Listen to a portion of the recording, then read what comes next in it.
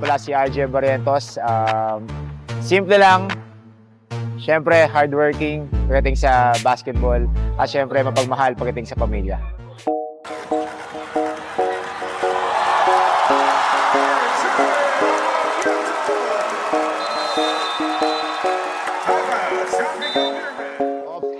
Off sa basketball, siguro off-court life ko. Siguro more on more on sa mga activities like pool. Madalas ako sa pool with my wife. And then nagte-tennis din kami pag break namin sa basketball. So I'm very happy na nagagawa namin 'yun kahit na alam mo 'yun sobrang maraming ginagawa sa business and sa basketball.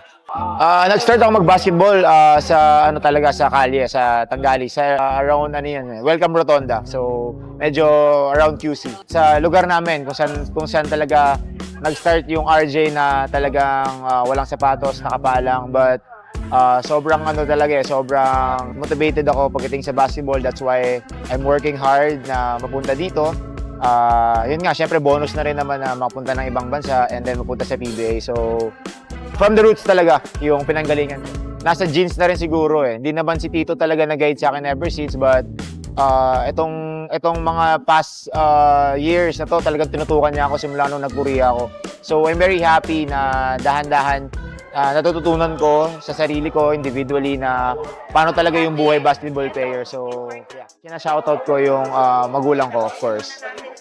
Siyempre silang nagsilang sa akin sa mundong ito. Sila lola at lolo ko na alam mo yun, sila yung naging kasama ko simula nung nag-i-start pa lang si RJ.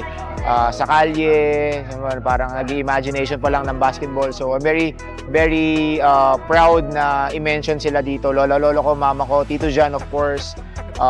Mga kaibigan ko sa Tanggali, kung saan nga ako lumaki. So yeah, yun lang. Yung mga kaibigan kong tunay, alam naman nila yun. So may advice ko lang sa mga kabataan natin, na mga bowlers natin dyan. Siguro tuloy-tuloy lang ang pangarap.